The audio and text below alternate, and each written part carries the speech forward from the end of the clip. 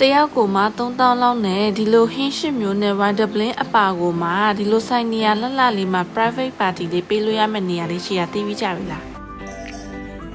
ဒီနေရာလေးကကြတော့ရန်ကင်းအောင်စရလမ်းပေါ်မှာရှိတဲ့ Miracle Lounge ဆိုတဲ့ဆိုင်လေးပေါ့နော်ဒီဆိုင်လေးကလေပေါ်ထက်ကောအောက်ထက်ကိုပါဒီလိုမျိုးဆိုင် decoration လှလှလေးနဲ့တင်ချလေးပြင်ပေးထားတာပေါ့နော်မွေးနေ့တွေပါရှိလို့ရှိရင်လေဒီမှာကမာလေးတွေအကြိုက်တက်ပုံလှလှလေးလာရဲလို့ကောင်းတဲ့နေရာမျိုးလေးဒီမှာလေ private room တွေပါရှိရဆိုတော့မွေးနေ့ပွဲတွေ event တွေလာလုပ်မယ်ဆိုလို့ရှိရင်လည်းတော်တော်လေးအဆင်ပြေတယ်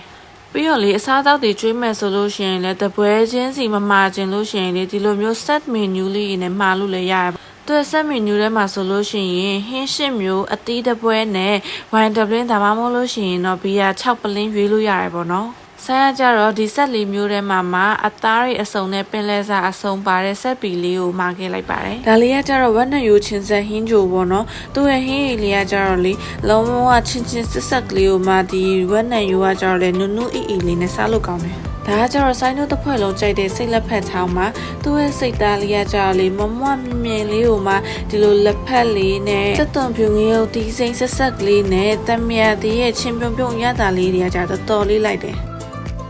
ပုံမှန်ဆိုလို့ရှိရင်ငါးပါးစားတဲ့သူတွေကလေဒီရောက်တော့မှငါးသားချောင်းကျော်ကိုလူစားရတဲ့အထိပဲဒါကြတော့လေအပြင်ကတမ်ပူရာနဲ့မွမွေးလေးနဲ့အထဲမှာကြတော့ငါးသားလေးကကြတော့အီလေးနဲ့တော်တော်လေးနူးညံ့တယ်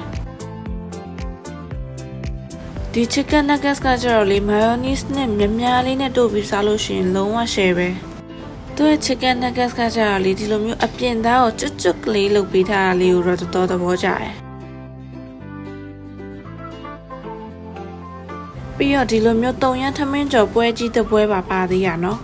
တခြားဆက်မီနူတွေထဲမှာကျတော့တရုတ်ထမင်းကြော်ပါပါနော်ဒီဆက်ပီတစ်ခုထဲမှာပဲတုံရန်ထမင်းကြော်လေးပါတာဆိုင်ရကျတော့ဒီလိုမျိုးချင်းချင်းဆက်ဆက်ကလေးကိုမစားချင်နေရဆိုတော့ဒီဆက်ပီလေးယူလိုက်တာပေါ့နော်ဒီလိုမျိုးလူကြိုက်များတဲ့ဂျပန်တိုဖူချက်စင်းကောကက်ကရစ်ငါးတမယာပေါင်းနဲ့ဝက်ခောက်ကိုက်လန်လေးတွေကိုပါတော့ဆက်မီနူထဲမှာထည့်ပေးထားတယ်ရ